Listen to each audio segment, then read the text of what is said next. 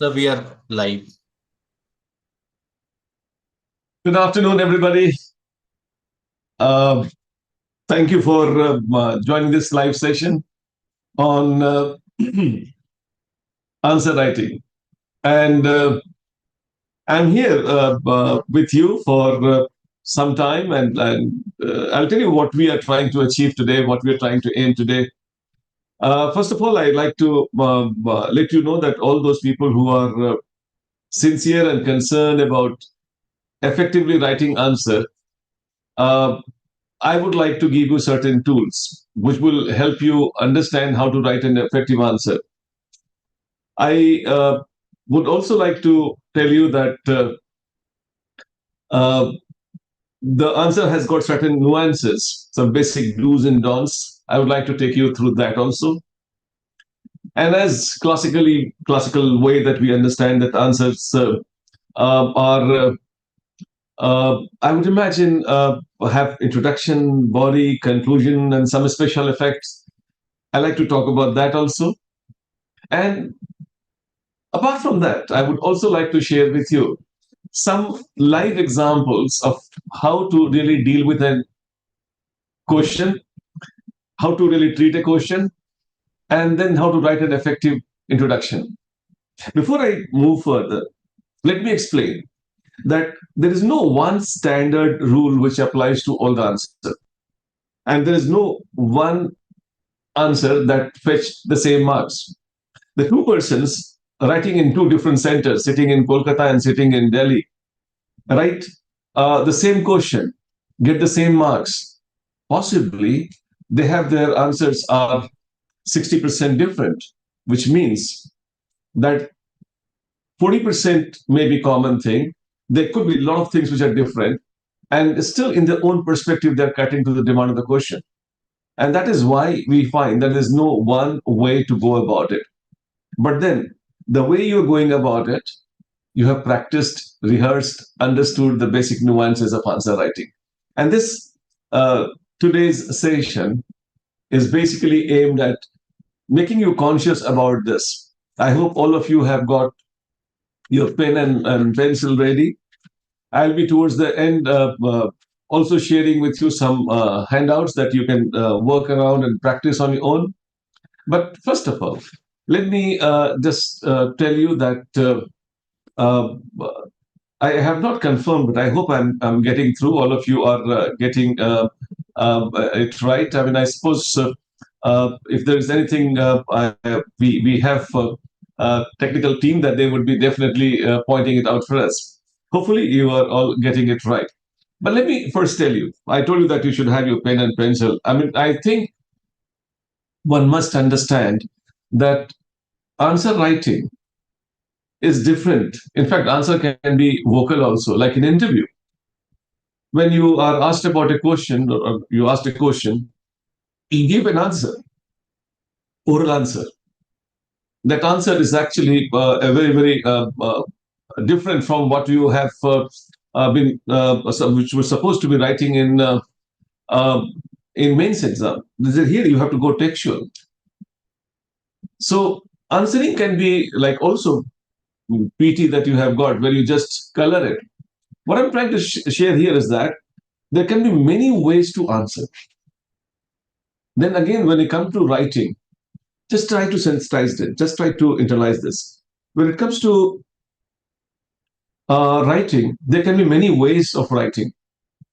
You can write a journal, you can write a diary, you can write a note that you make for your, you can write an essay, you write a drama, write a journal, write a thesis, write an article, write a dissertation. Each form of writing is a special. Like each form of answering is special, each form of writing is also special. So if you get these two together, answer writing, it becomes a very interesting and a special form of writing. I like it to first internalize that when you are writing an answer, you're not making note.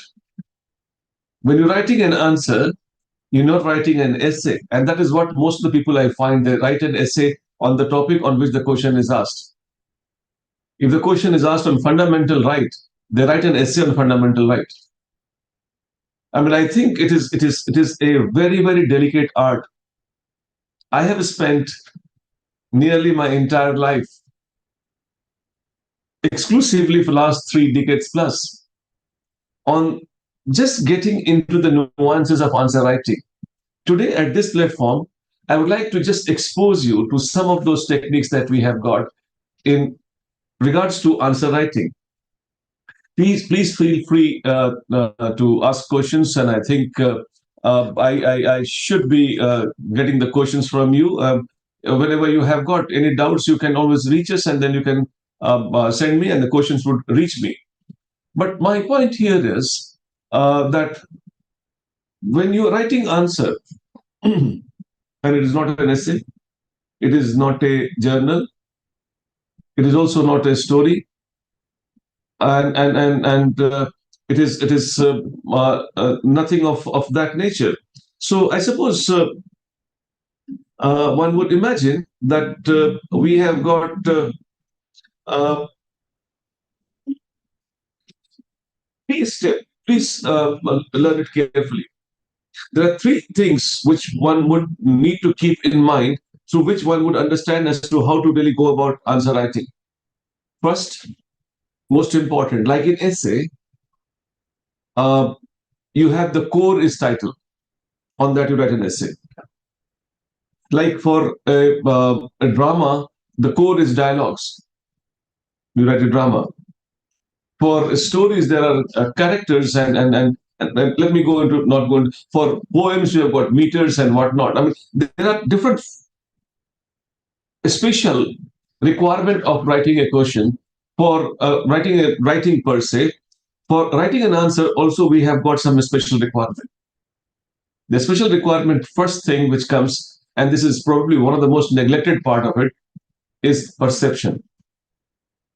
Perception of the question is the most vital part, which a lot of people absolutely ignore.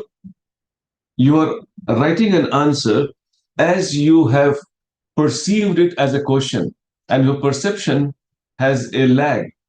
If perception has a disconnect, one would imagine the answer that you write is not reaching me because I never asked that.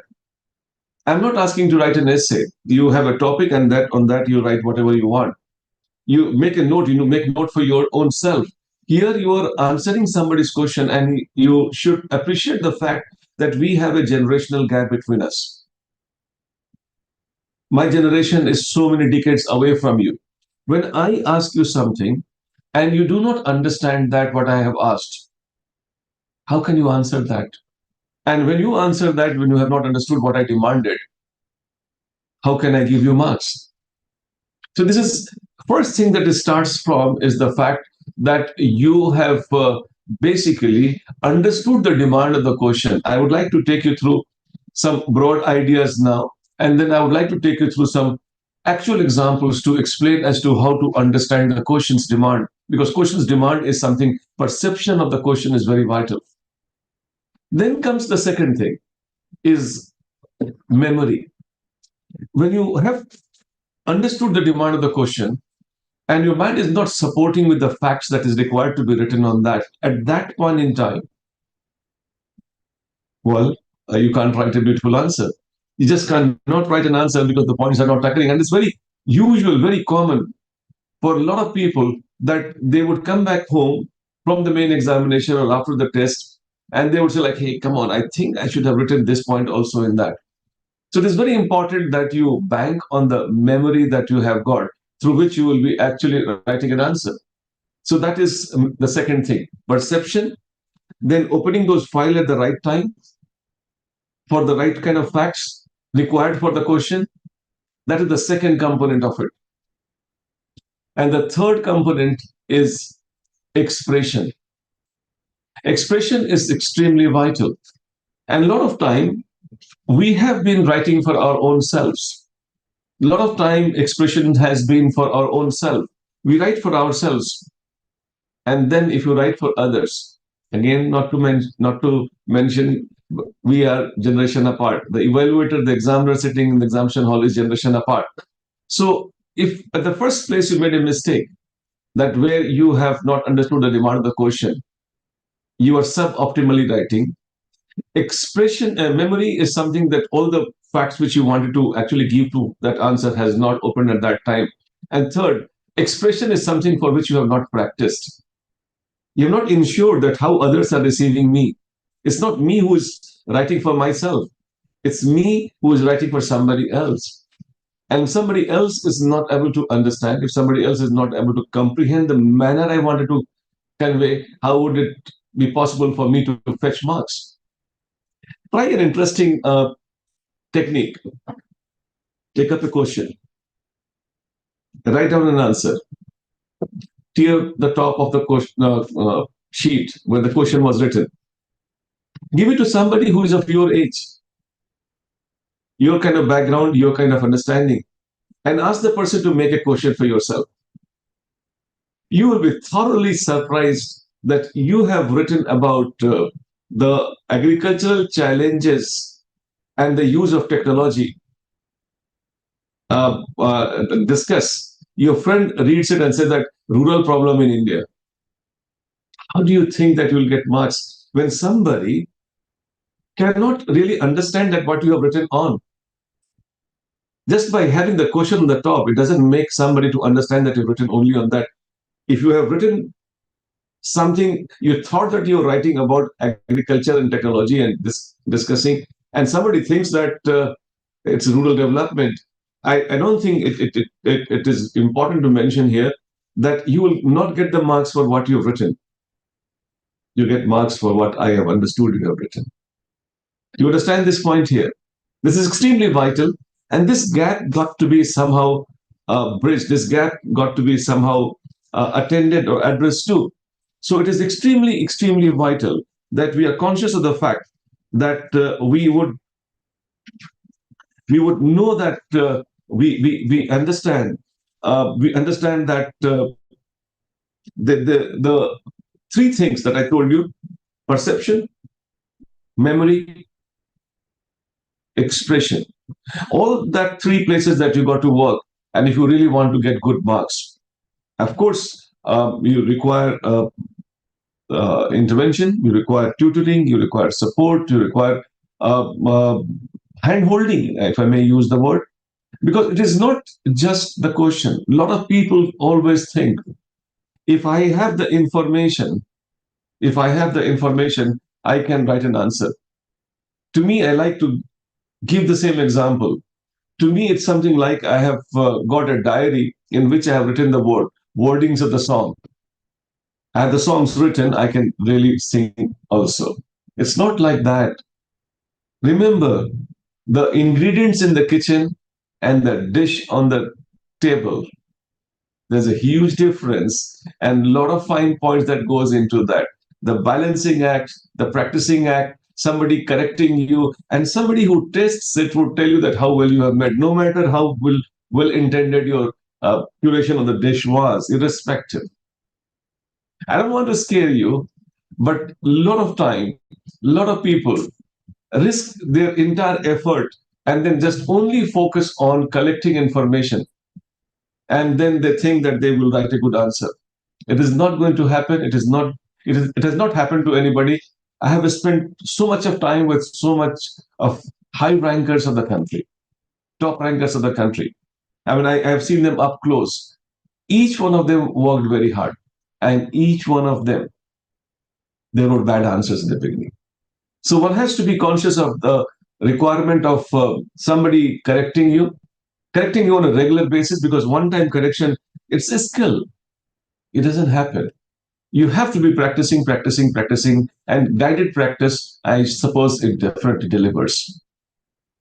In fact, I would like you to, at this point, I'm sure I cannot really go too much into detail, but then I would like you to give you, can we, before I take you to the actual, because this is a kind of workshop, I have to be showing and taking you through the actual thing as it happens. But allow me to give you some uh, pointers of do's and don'ts before I take you further into that. In fact, I like to tell you that you should know what you should be doing when. I mean, a lot of time, a lot of people, when they come close to the main examination, they're still reading books. Well, you're supposed to be reading books, but not at that time.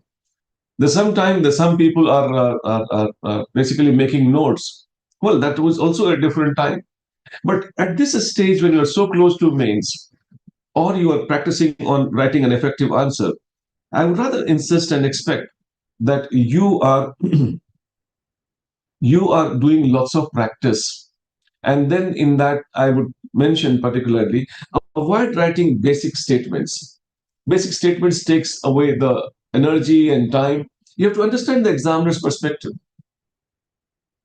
Imagine in main examination when the examiner is reading your answer, he has been reading the same question for so many days, and you all have become so much similar. When you come to the main examination, at the level of PT and before, you are very different. But when you come very close to the mains, you all become so much similar.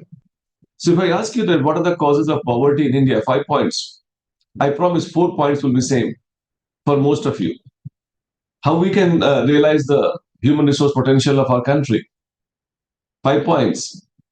3.5, 4 points will be same for everybody. So do not write very basic things. Write something which makes your answer, I suppose, special.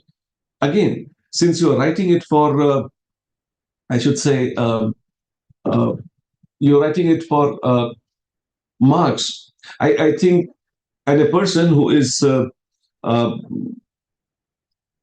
more than 2 times of your age, maybe 3 times of your age, you're writing for a person like that, ensure that you are not offending that person. And offenses can be like you are touching some raw nerves, you're writing something negative about something when people are touchy about, like people may be touchy about religion, region, individual's name, political party ideologies, and caste. These are raw nerves. Don't touch them. People are also touchy about when they get dictated, offensive. One must do that. How can you say that? The most important reason of poverty is how can you say that? I mean, remember that the person sitting on the other side who is going to give you reward should not be offended by giving some close-ended remarks like this. Most important has to be, must be. These are very offensive. And as we understand, no, why should I be surrendering my independence of thought process? As one may understand. Instead of as we understand, as one may understand is the right way to go about the whole thing. So that's something which is what I would like you to keep in mind. I think a lot of people talk about that we should be having diagrams, flow charts that we have got. But then quite often a lot of people just scribble and throw it away. I mean, they kind of slap on the face of the examiner like, hey, take it. That's not a good idea. I think if you're giving a diagram, I mean, you should try and label it, box it, label it, and that is very important. And I think that is one common mistake that a lot of people do, that they would just not be interested in giving all those label diagrams. Also, sometimes we end up, how to say that, and we repeat the same idea. See, you have got a small answer written. I mean, 200, 150, 250, whatever these words that we have got. So are these words like too long? No, certainly not. So a lot of times people repeat the points. Please do not repeat the points. Also, I find that people write lots of jargonized sentences, long sentences. compound sentences, compound complex sentences, and then at times they become, using comma, semicolon, and they make it so long that the attention ejects. Right? Shorter sentences, fewer ideas at a time. That creates urgency, and reception in the mind of the examiner is much better. Do not write very, very long sentences. Make your answer visually appealing. Short sentences would basically ensure that.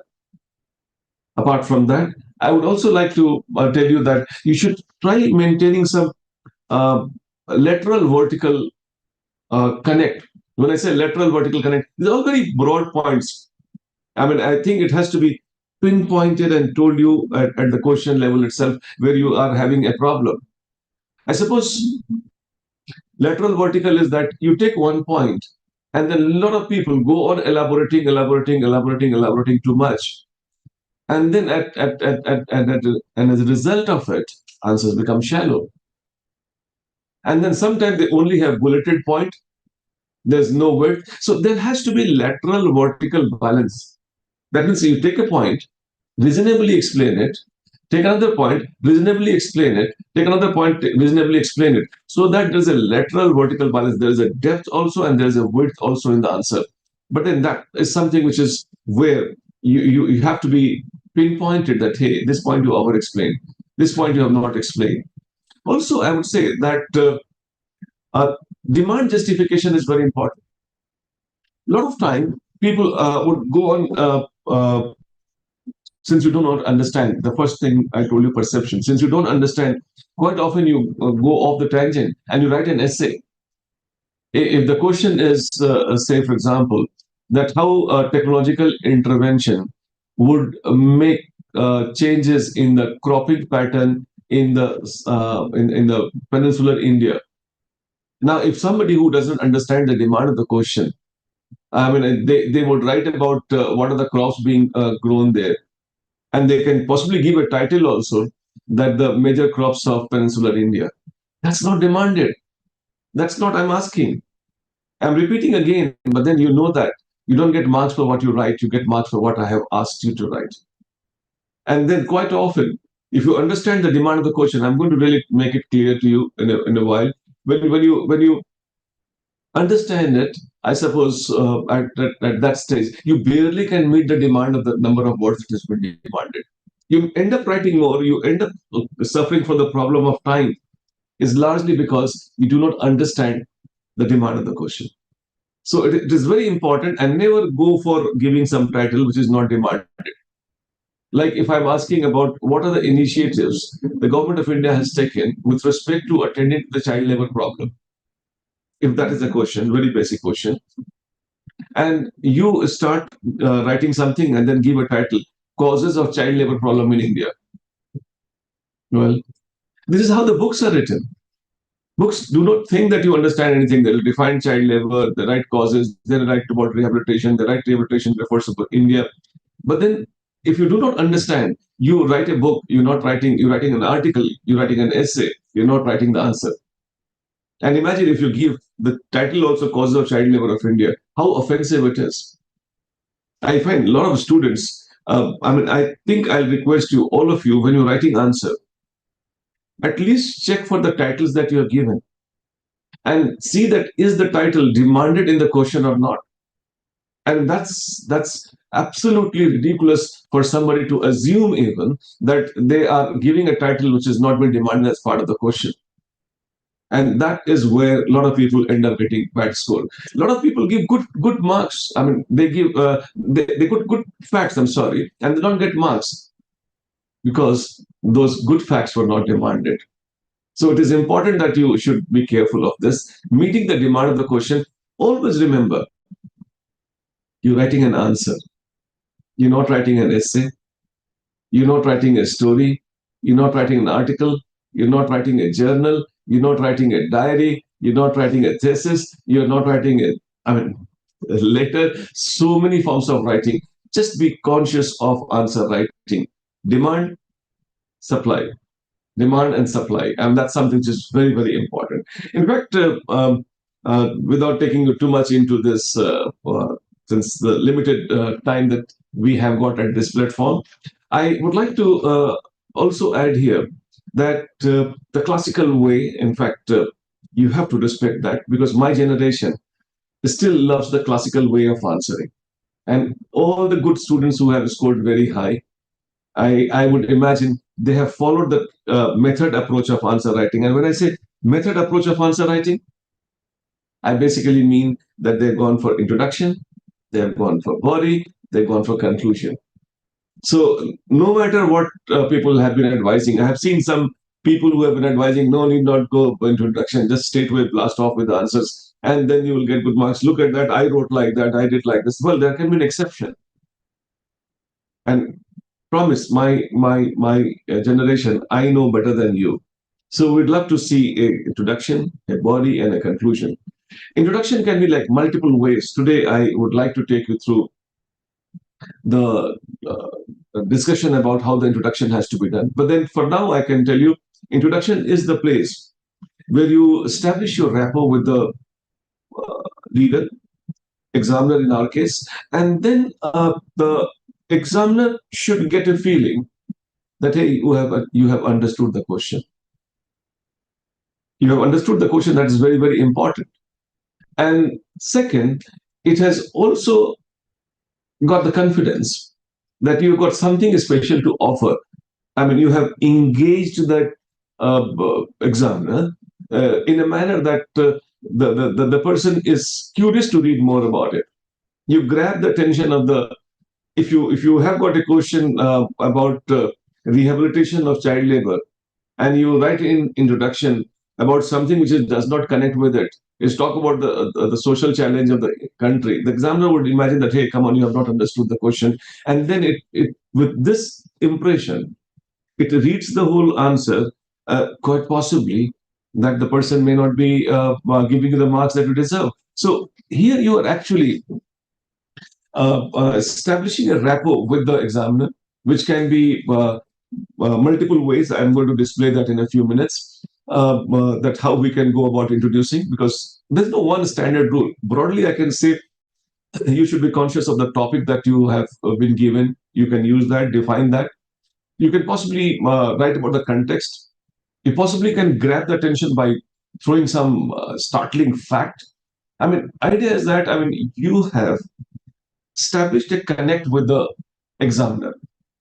And that is what his introduction is all about. And then one would imagine the very fact that you have practiced lots of introduction.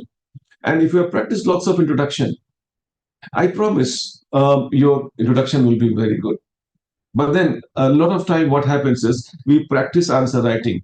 And some of you don't even practice answer writing, we just give test series. I mean, just giving test series is I mean, to me, like you're learning driving and you're just on the highways, just holding the steering.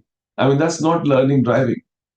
I mean, you have to go for method approach. I mean, you have to go for understanding the vehicle. You understand the nuances of gear and whatnot, and then probably you can go ahead. So I like you to practice exclusively for introduction. I mean, I think if you have got the good introduction, I promise your marks would not go below a particular level. No matter how less you have got information, if you have got good introduction, and I don't want to name people, but then I know some of the highest scorers of the country, so many highest scorers of the country, and that's a good privilege that I have got, who were like so conscious of writing introduction that they would write 5 times an introduction before they think of writing something else. And that there are lots and lots of practice that goes into that, lots of correction that goes into that, and that's how you actually do it. But what happens is, most of the people, when they look at the question, the mind is processing what points I'll be writing.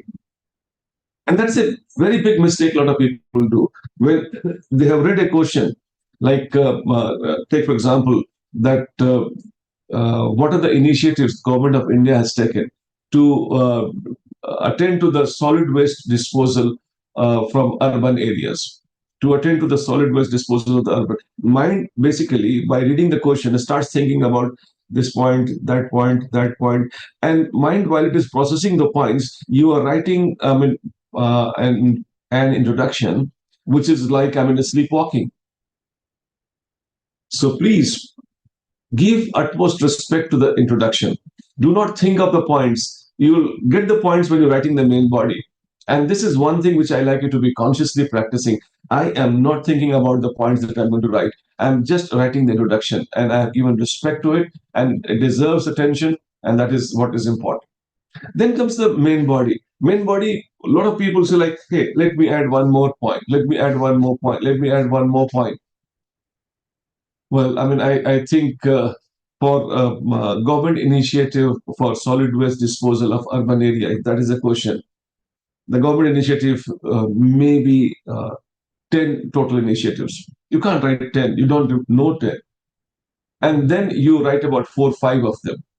All 4, 5 of them will be part of the same 10, where the examiner has been reading, has been reading, has been reading, has been reading, has been reading, has been reading.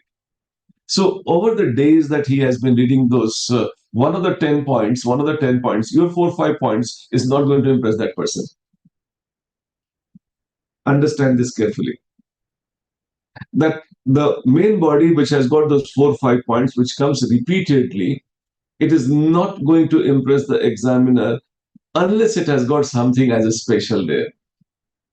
There's got to be something special.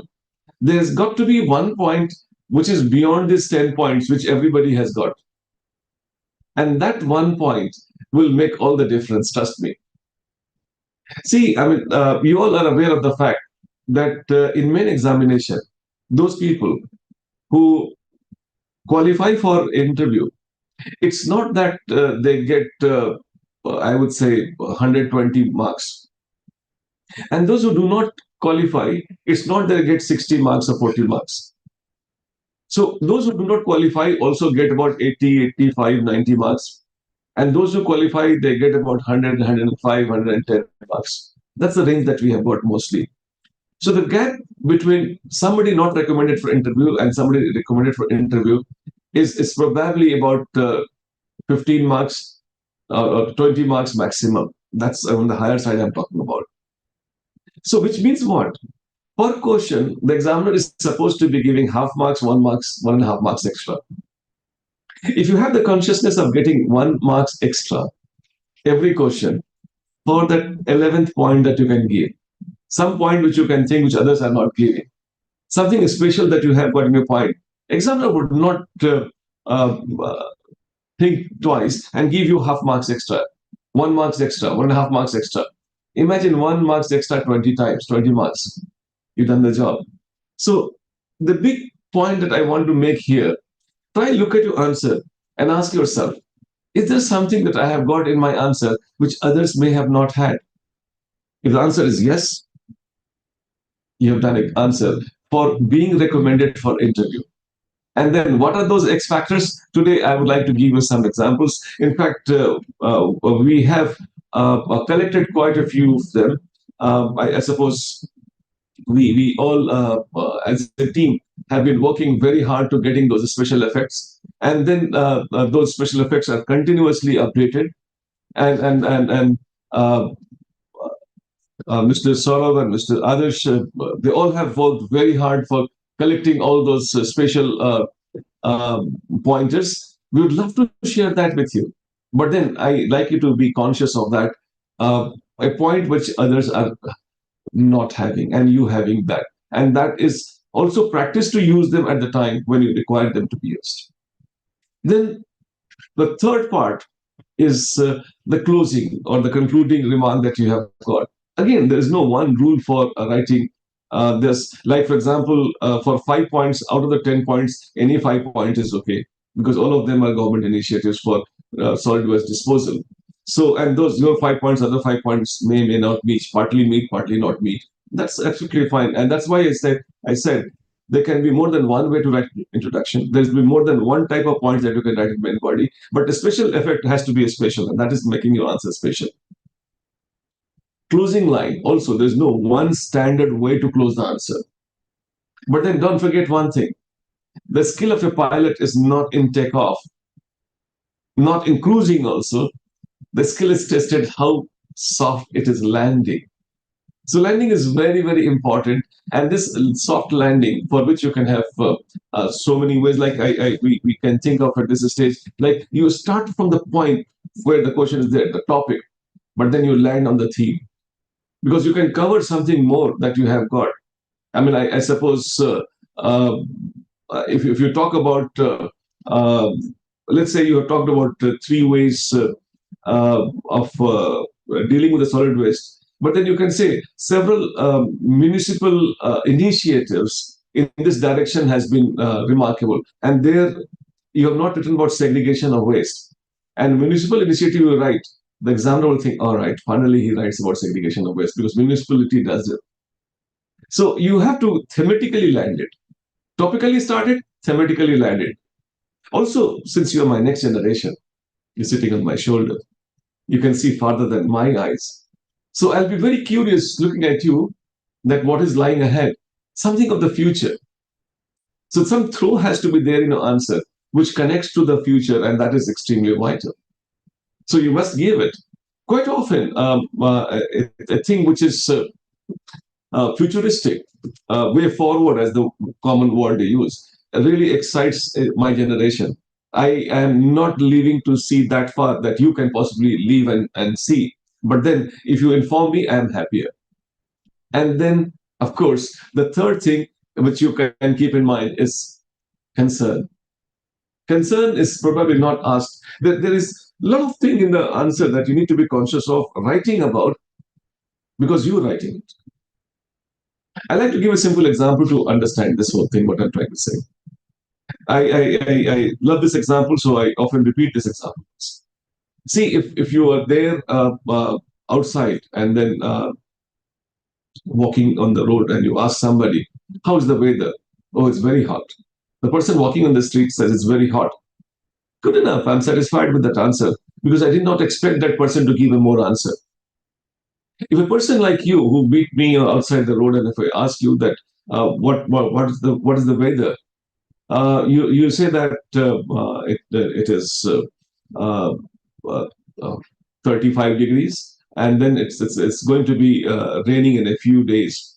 I'm satisfied because I like 35 degrees because you looked at the watch, you looked at your mobile, and then you checked it and you said that hey, it is the 35 degree because that precision I expected from you. Third instance, I talked to a scientist from meteorology department at Lodi Road in Delhi. How's the weather? The question is same. Don't forget that. And that person tells me that the temperature is this much, the lowest it can go is this, highest is this, the cloud in the sky is whatever 3 octa, the wind speed is this much knots, wind direction is south southeast, it's not southwest, southeast or whatever. The dew point is that, specific humidity is that, and relative humidity is that, and then I'm satisfied. Why I told you this long story? The question is same, answer is so damn different. My satisfaction is exactly the same because my expectation from each one of them was different. So in the question, even if it is not part of the question, you got to be conveying some components of expectation also.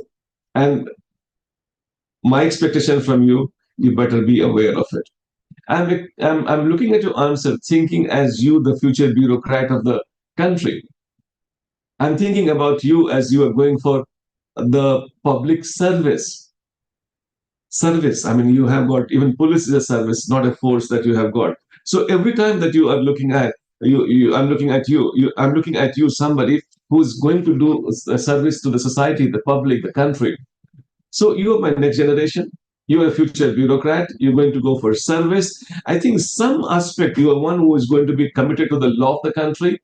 You have, and then keeping that in mind, some flavor must be peppered in the conclusion, and that is concerns, I call it. So there can be thematic description, there can be throat component, the future component, way forward, and then some concern component must be there: constitutional concern, societal concern, administrative concern, ethical concern, more any concern and that you find that you have got your answer becoming very, very, very effective. I mean, I think a lot of your negativities can be ignored if you have written a good conclusion. But what happens? Mostly, I've seen students that since they have not practiced enough, the time that they are going towards the end of the question, they are mentally on the next question.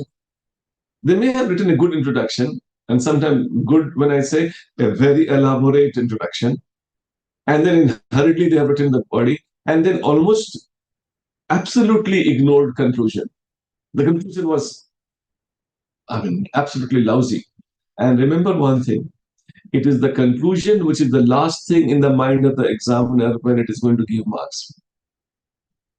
So I suppose one must have some time enough saved for the purpose of writing an effective conclusion. Write 1 point less, write 2 point less irrespective, but write an effective conclusion. Effective introduction, effective conclusion. Conclusion between the 3 parts, I think, is the most vital. And you know the reason. I'm not writing for anything, I'm writing for marks. And after conclusion, the person is ready to give you marks. And then I suppose landing is very vital. I think I should also share with you today some actual questions about the things that we have just discussed. In fact, I would like you to,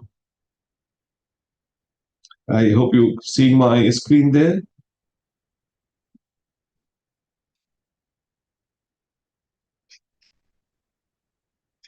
Yes. So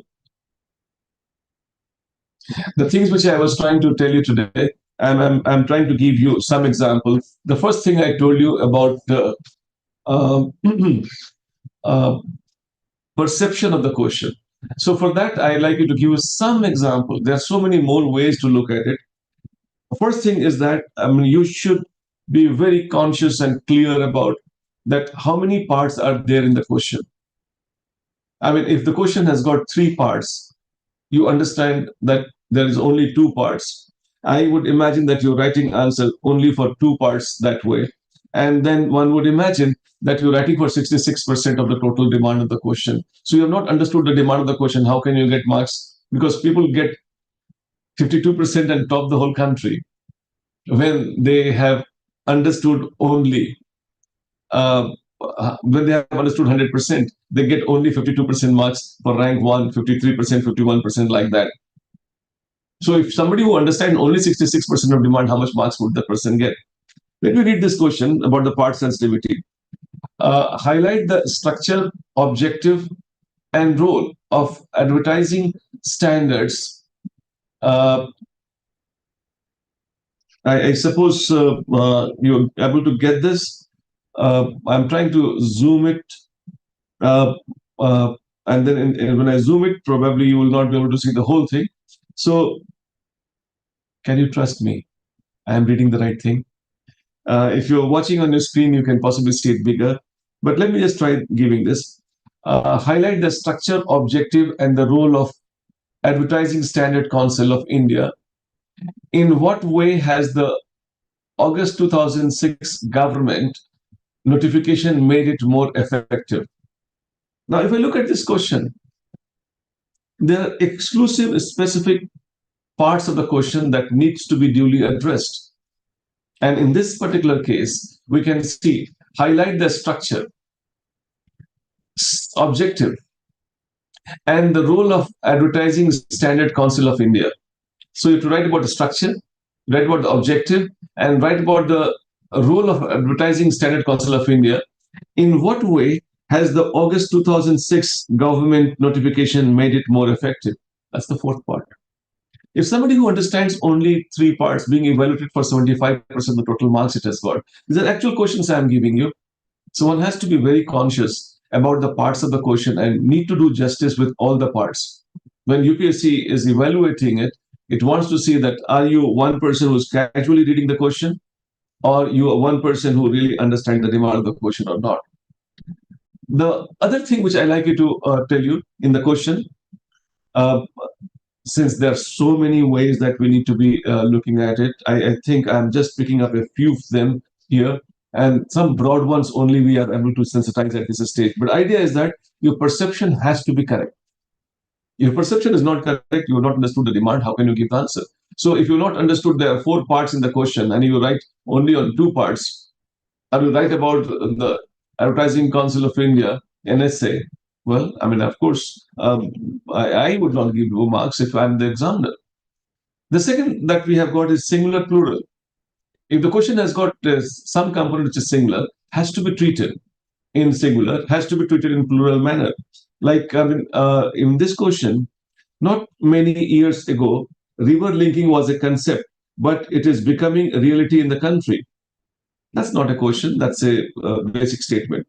Discuss the advantages of river linking and its possible impact on the environment. I suppose it's a very, very smart question. And I like you to really understand this carefully, this word. Discuss the advantages.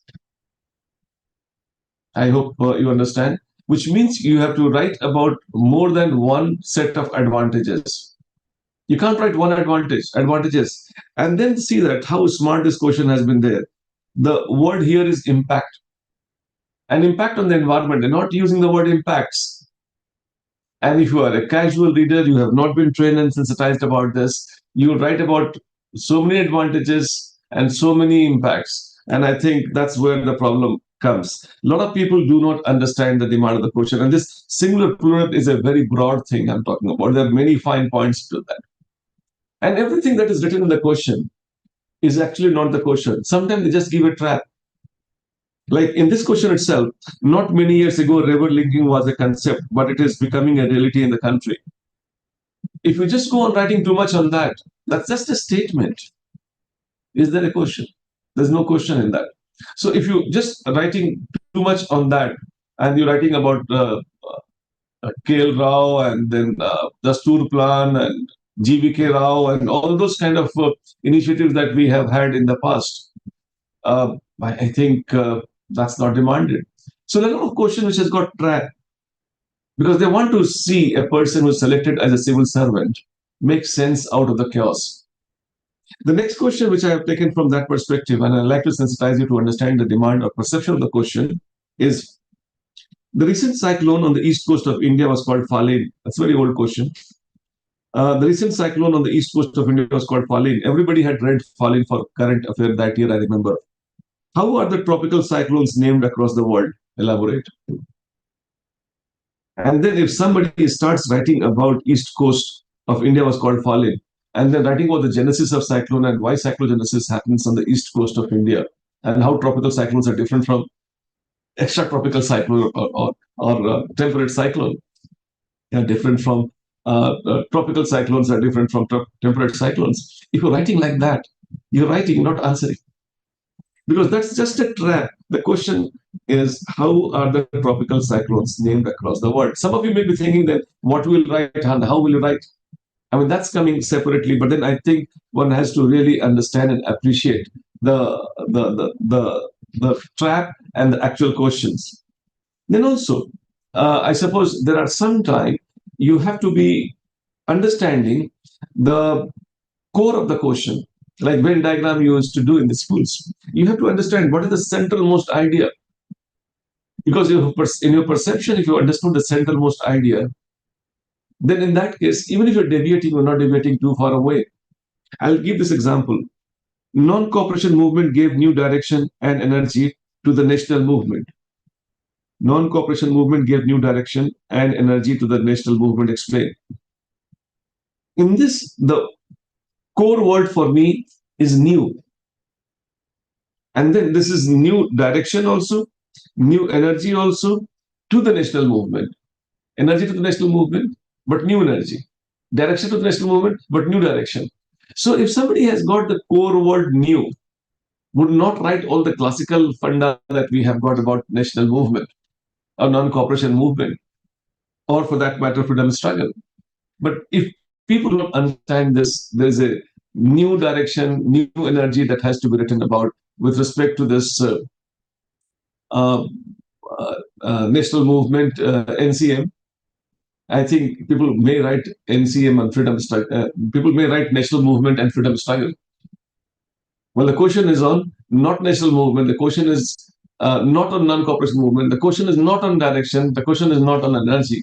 The question is on new energy and direction in the NCM that gave to the national movement. So one must be very clear about the core of the question. And in fact, I would like you to, if you are not being guided or mentored by somebody, I like you to read the question. There could be possibly more than one core. In this question, we have got like energy also and then direction also. So you have to identify what is the core on which I have to be anchoring my most of the answer on. The core here is new. Another way that we can look at the question and understand the perception of the question is that when we're looking at qualifying themes, sometimes in the question, you find certain keywords that are used and that qualifies and then changes the entire flavor of the question. Like how far, to what extent, uh, uh, do you agree? Some people understand. Generally, it is said. Some qualifying words they use at some places, and they make the entire thing very different. So one has to be careful about this qualifying phraseologies that the UPSC using in some questions. Like sometimes they will say, according to Constitution, that's a qualifying word. For administrative purposes, that's a qualifying word. I mean, environmentally speaking, that's a qualifying word. So, I mean, I think you look for the qualifying word, and then based on that, you should be actually painting your answer with that qualifying word's color. And that's one thing which I like to tell you. Another thing is that punctuation marks. The different punctuation marks, and UPSC uses quite a few of them. So, I suppose when you see a question mark, you see a period, the comma, a semicolon, and hyphen, when they ask you a question on the socio-economic causes of poverty, I mean, I think that's one. But what are the social and economic causes of poverty? There are two. Like in this particular question, I've got assess the importance of the accounts of the Chinese and Arab travelers in the reconstruction of the history of India. So you have to write Chinese separately and Arab separately. But if they had assessed the accounts of importance of the accounts of the Sino-Arab, that means you write together. Sino-Arab is one word, and then that's one point that we have to be writing on. Apart from that, there can be so many more ways to look at those questions that we have got. And I think uh, the one classical way that you can look at the question and understand the question is from the command words that are coming there. A lot of people are ignoring command word. I would not like you to ignore command words. Command words are vital, and they got to be given respect and importance that they deserve to be given. Like, for example, if they're asking you to elaborate, you should at that stage you should not be analyzing. If they're asking you to analyze, you should not be narrating. If it is asking for narrating, you should not be discussing. If it is for discussing, then in that case you should not be comparing or contrasting. I think these all command words are different, and at different stages I have talked about these command words. I suppose what is important that you internalize them, and once you have internalized them, you can effectively use them as part of your writing. But then it is very important that if they have asked you to analyze a particular situation, you're not critically analyzing. If they ask you critically analyze, then in that case, you are not analyzing or not discussing or narrating or evaluating or examining or whatever. I mean, there's so many words that you have got. In fact, I would like to share with you these handouts. The details you would have in the description. And then you can ask for this. We'll be very happy to give you some practice pointers. And these practice pointers are like part of the question, singular, plural, trap, core. And then if you are sensitizing yourself, you would be able to really understand it better. I'm trying to tell you about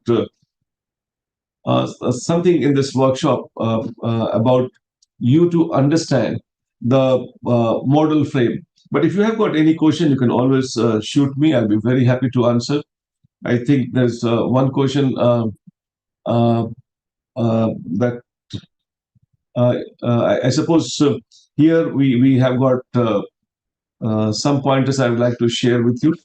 And in this, if you have got any questions, you can send me. I'll be very happy to have them addressed before I take you through. And then when I told you that there can be more than one way to write answer, this model answer has to be read as model answers. There's more than one way you can decrypt. There's more than one way you can reduce. There's more than one way you can write pointers. There's more than one type of X factor that you can give. There's more than one type of conclusion that you can give.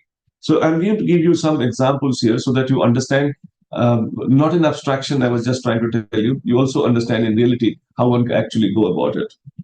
Is there any question on that? Do you have any questions so far? I think we'll take the questions later if there's no question at this moment.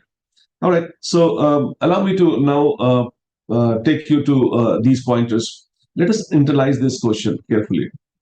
The question is, a woman is not a beneficiary. A woman is not a beneficiary. She is the builder of institution, quote unquote. The punctuation marks. Remember that this is one context, one identity of this entire statement. A woman is not a beneficiary. She is a builder of institutions. Critically examine. It's not examine. Examine, you look at positive, negative. Critically, you have to be a little more towards the critical side of it.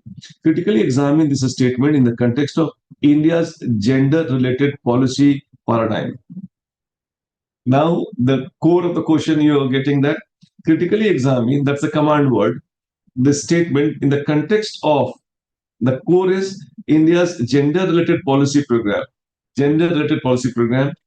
How can Amartya Sen, in the next part, how can the Amartya Sen's capability approach guide a shift from welfare-based empowerment to agency-based development? This looks very nuanced and then complex question. But then if you understand that this is a statement that the woman is not a beneficiary, she is a builder of institution. That's one thing that you have understood. The second thing that you understood is that critically examine the statement in the context of India's gender-related policy paradigm. The same statement has to be written like, examined like that. How can Amartya Sen's capability approach guide a shift from welfare-based empowerment to agency-based development? I hope you understand these concepts, and I think you should be able to do that. So if you try to go for some introduction, model introduction, if you want to do a model introduction for about 30 words each, here you can possibly have, you can take capability approach centric introduction. So the examiner understands that, yes, you understand the demand of the question and you can answer it. Amartya Sen's capability approach demands expansion of real freedom over more entitlement. Yet India's 24% female LFPR, that is coming from NFHS 5, and symbolic gender budgeting reveal how women remain excluded from institutional agency in policy architecture. The examiner would be really very impressed reading this introduction that, yes, I mean, this person has got what I'm trying to really ask in this question. There could be also another approach that you look for the context of the constitution and you can possibly do that. I mean, that can be a factual constitutional insights. Despite Article 15.3, Women Reservation 39D, women hold less than 13% of land. And that report comes from Oxfam. And perform 3 times more unpaid work. That's coming from Economic Survey. This underlines systematic inequality and beyond legal rights or welfare delivery. So that poses a good curiosity in the mind of the reader that, hey, this person understands that why this question, which context this question has been coming. I mean, I told you that topic, context, and then purpose for which it has been asked can be tools through which we can do. Now take the big picture, civil society, ground level lens that you have got. From Seva's economic collectives to women-led panchayats in Bihar, women have transformed institutions. However, policy remains top-down and tokenistic, rarely fostering the grassroots autonomy that true gender justice demands. So this is where we have got the purpose, critically examined, has been taken up, and then a flavor of optimism is also there, and then that is one way to introduce. My point is that there's no one standalone rule for introduction. And then more and more you practice, more and more dimension that you get, then you can possibly take from the governance angle. There can be multiple ways of introducing. Less than 5% of India's budget is gender tagged, and flagship schemes like BBBP spend 80% on publicity. That's what CAG has been talking about, Beti Bachao, Beti Padhao. This single performative inclusion, not structural transformation, contradicting India's SDG 5 goal. This gives the reader, the examiner, that hey, this person knows so much. It connects with that big picture, SDG, and then it is going very close to the word critical demand that we have got. I hope you're getting that. There can be some ethical or tradition, whatever your favorite, you can possibly pick up from anything. That is Yatra Naryastu Pugyante. I mean, the land where the women is worshipped, glorifies women culturally. That's what we have got. But critical part coming here. Empirical exclusion persists. India's governance model must resolve this irony between traditional relevance and modern disempowerment through structural capability building, not performative empowerment. I think this creates some urgency in the reading. Examiner gets spoke to you, and you are able to really make sense out of it. I think you can have a model conclusion that one can imagine, which can be taken up. Like, for example, you have got a conclusion. There's some approaches, some of the conclusion that we have listed here. Capability and constructive.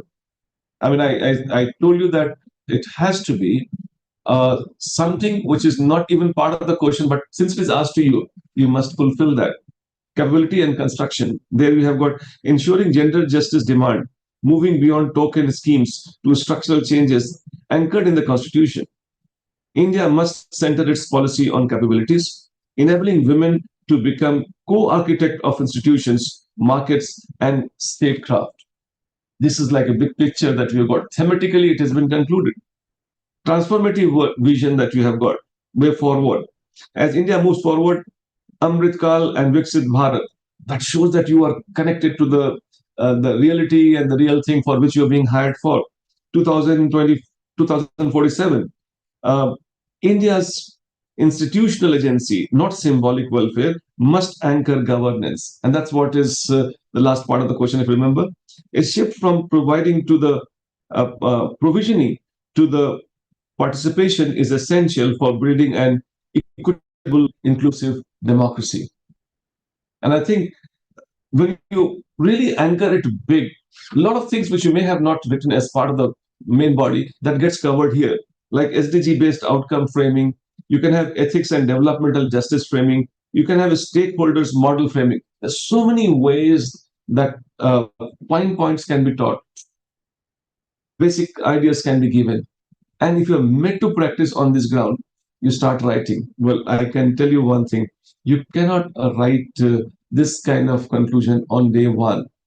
But if you just go on and on, practice and practice and practice and practice and practice on a regular day, and then you're being mentored and curated on a regular basis, you end up writing effectively, probably as good as this, if not better. Then we can possibly think of a model answer.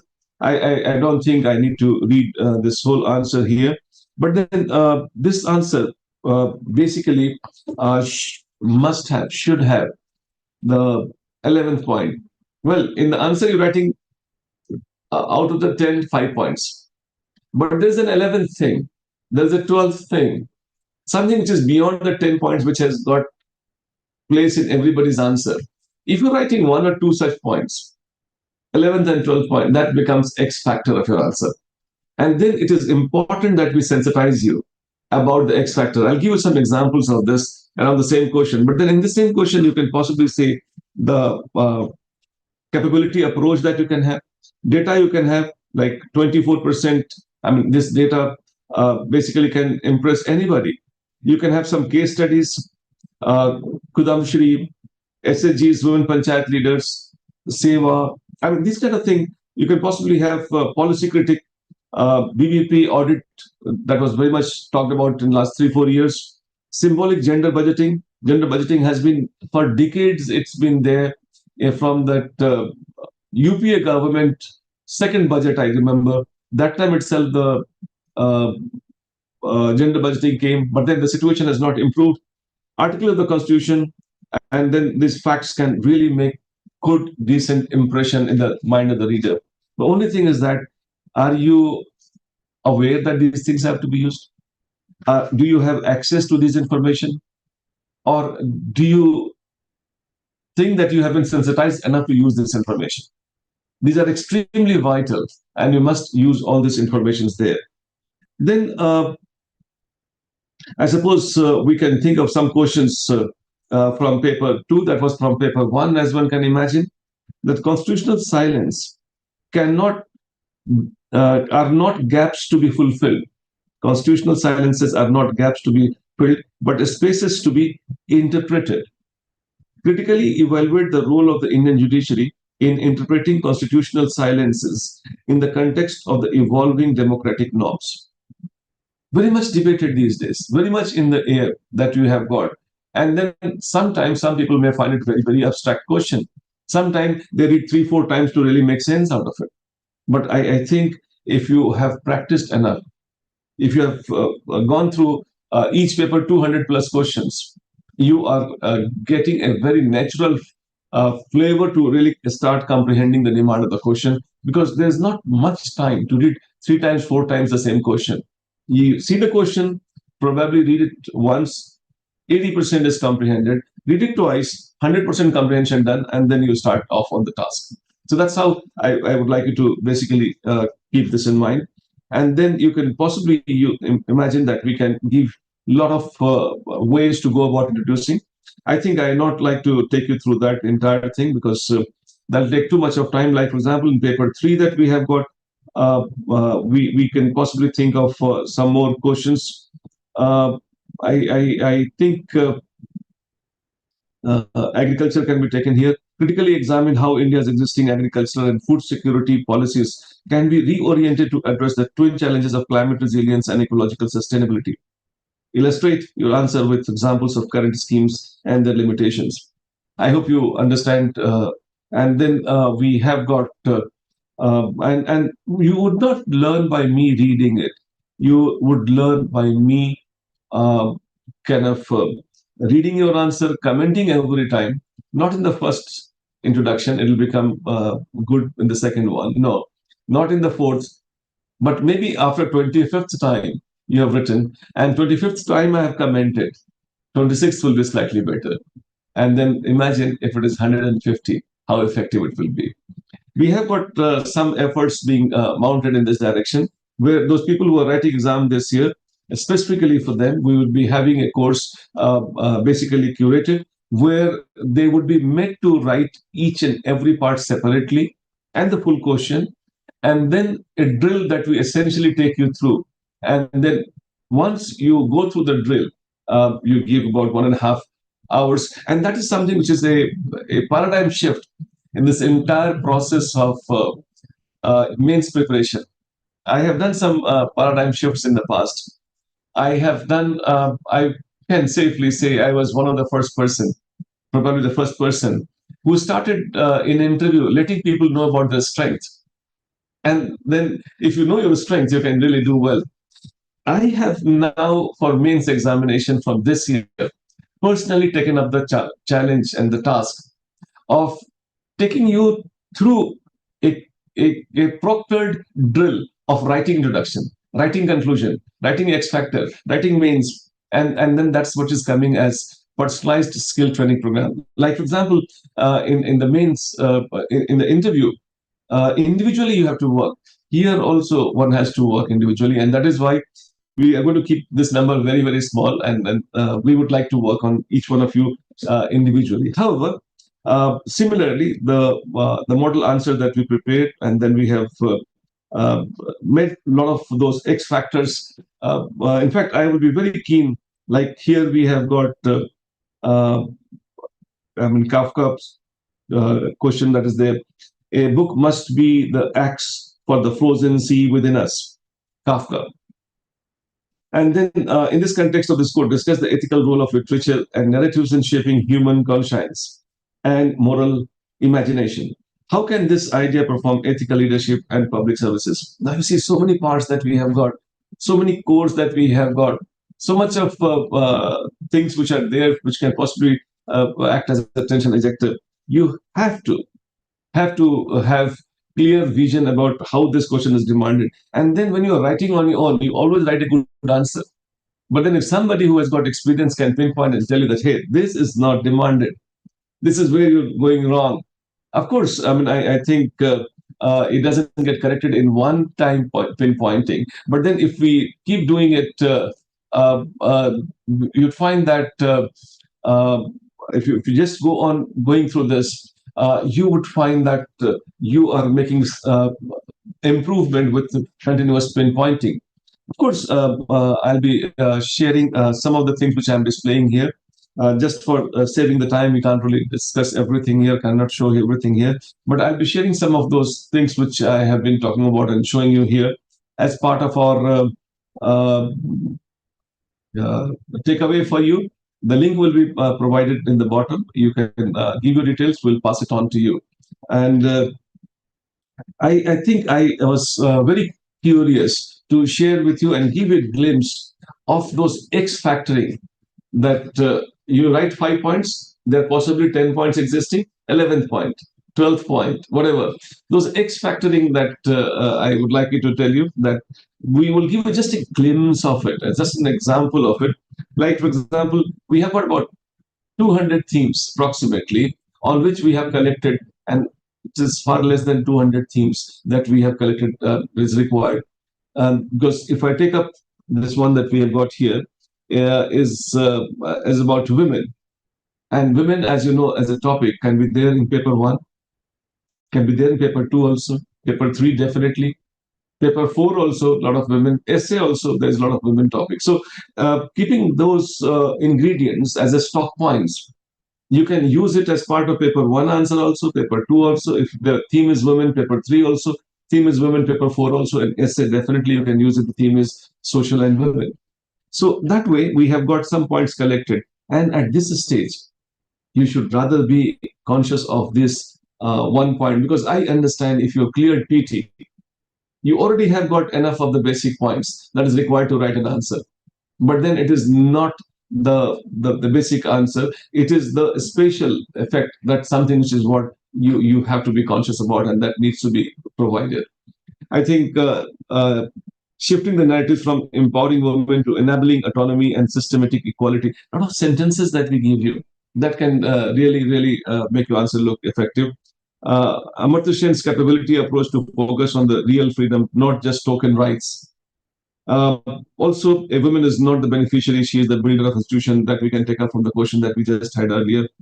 Then some report data that we have got, NFHS 5, and then lots of data from the economic survey from the Oxfam report, gender budgeting, SEVA, then also articles of the case questions, case laws that we have got, Justice Shani versus Union of India, Vishakha guidelines, so much, and POSH Act that we have got.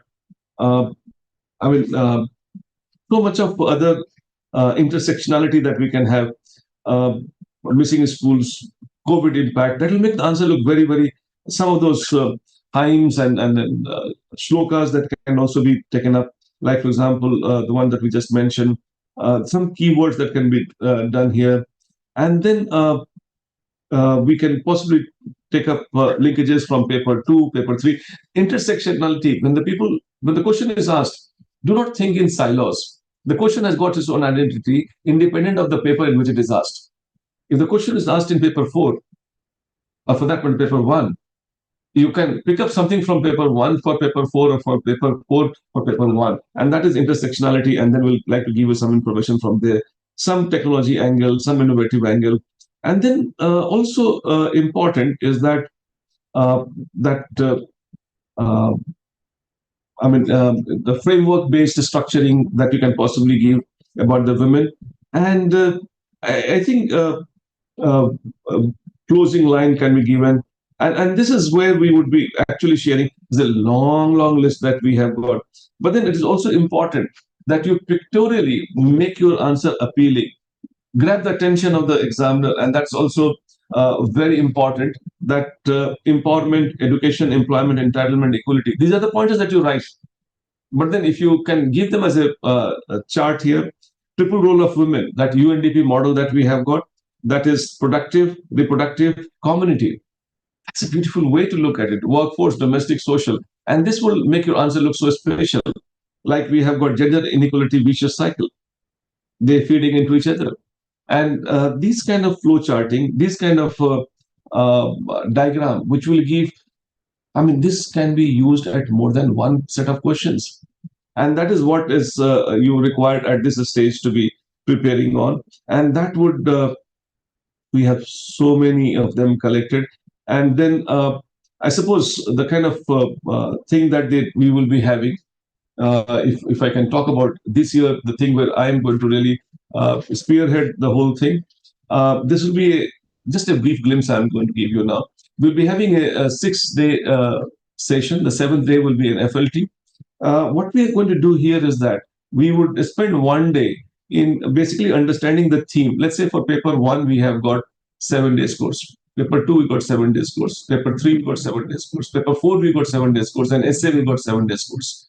Just to give a broad idea as to what we are going to do in this particular personalized skill training program, I suppose there would be, in one day, we would be actually going for getting you the idea about the theme that has been asked, so that you understand from where the questions are coming from, where I have to be basically preparing information or collecting information on. Then also the questions decryption we would like to spend time on. And then also try to see as how to write, do some answer writing drill, I call it. Drill is like where there will be a time given to you. Within that, you have to write answer. They'll be all proctored. You will be sitting live, and we will ensure that you, during that time, you produce that answer. I don't want you to produce a research article. I don't want to write a note. I don't want to write an answer. I want to see that how you produce there, right there in that. And then you send it to us. We will evaluate. I will send my personal comment on each one of you, to each one of you as I observe after being evaluated. Then also, the second day that we have got is on that we'll be having introduction practice, and we'll make you write lots of introduction. And then we'll conduct some introduction drill and some answer writing drill that we'll do. After that, we'll have main body writing. And then when we do main body writing, we'll understand nuances and explain. We'll also do that introduction drill that we learned yesterday, and also main body drill and also answer writing drill. Then we have got the 4th day. The special part is that when you move the subsequent days, the things which you have learned yesterday, they are also practiced, so that you are actually getting more and more flow as the time progresses. X factor, pictorial or textual, the different kinds of special pointers will be given. Those X factor points will be shared with you. And then those X factor drilling we will do. Of course, we'll continue with the drill of all the other ones: introduction drill, main body drill, and answer drill. And that is where it's an absolute paradigm shift in mains preparation. You are not only writing the test series, or you're not doing practice back home. You have somebody like me sitting on your head. Give me just 90 minutes sitting on your head and ensuring that you produce an answer that you deserve to be writing. And that's what is going to be very special. Conclusion writing, and then the same drill will continue. On the day 6, division of everything that we would have, and then also practice all the methods that we may have learned by then. Of course, I gave you a very brief glimpse at this stage. And then full-length test that we had got on the 7th day. And 7th day full-length test can be possibly taken by somebody if wants to give it a little later. That can be on Monday through Saturday, no choice. 7th day, that is Sunday, you have a choice. You can possibly take it some other Sunday later, but then you have to take it. Then also all the sessions that we'll be having in PHTP will be live, proctored. That means we would like to see that, hey, for this introduction, I'm giving you 45 seconds. You write in 45 seconds. I've given you 65 seconds. You have to write in 65 seconds. So that way you would be actually made to go through that actual drill that is required. Then also personalized feedback will be provided individually before the next session. Whatever you write, submit it to us. We'll get back to you with our detailed analysis later. And also, we will be keeping the group very, very small because I think for my age, uh, I think we would be having uh, limited scope to evaluate. So I would only take up those students, and that will be after the PT results, those who I can handle.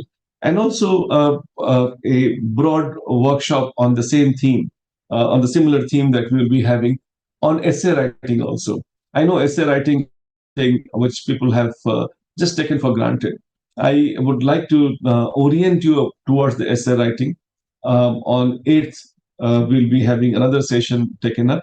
But of course, if you got any doubt, the details are available. You can always send me your doubts. And if you got any question now also, you can possibly share with me. I'll be extremely happy to get back to you if you've got any doubt at this stage.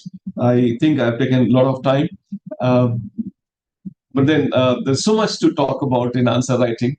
My entire life gone into this kind of continuously working towards how to write an effective answer. The results are like more than satisfying. We have in KSG had not once, not twice, not three times, more than that. We have been having the highest rank, highest marks in the country for general studies writing has been from there. I'm one person, one of the few persons who have just stuck to general studies all its life. From 1992, I've been doing the same job. And I think anybody at my place with so much of long time spent would have acquired something which I have got. And I would love to share that with all of you, whosoever is willing. All right. Do you have uh, any question at this stage? I'd be very happy to uh, talk about that. Any question that you have? You can send your questions, send your queries. I'll be happy to answer that. Mr. Ankit, any question on this? Yes, sir, there were few. Let me go through the chats and share with you. Okay.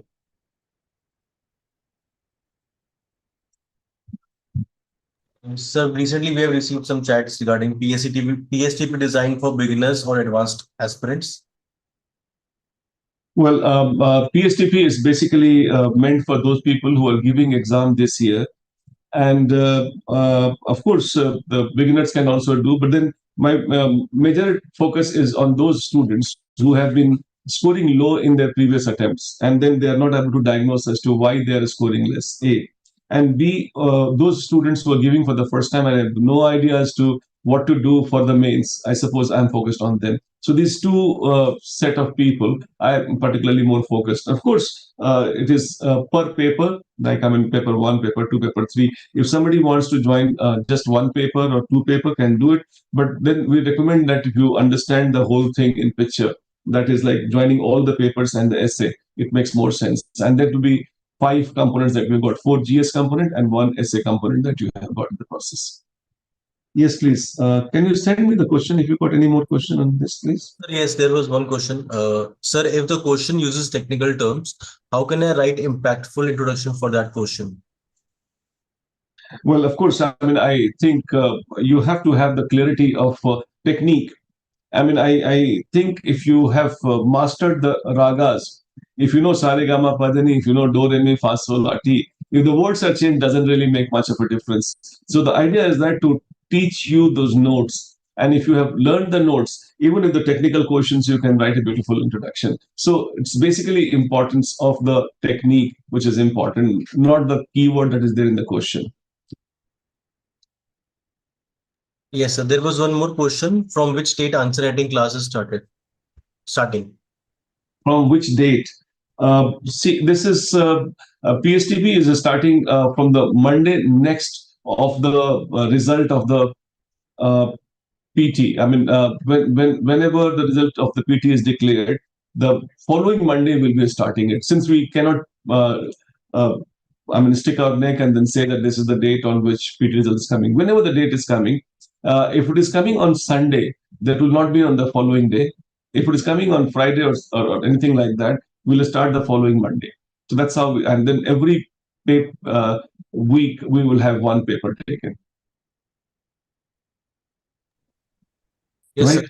Now there are no more queries. All right. Thank you very much, everybody. And then I really appreciate your patience for listening to me. Hope to see you on 8th again, when we'll be conducting one more discussion of this nature on essay paper. That's one thing which is often a kind of a deal maker or a rank maker, shall we say. And then you will get some insights on how to write an effective essay.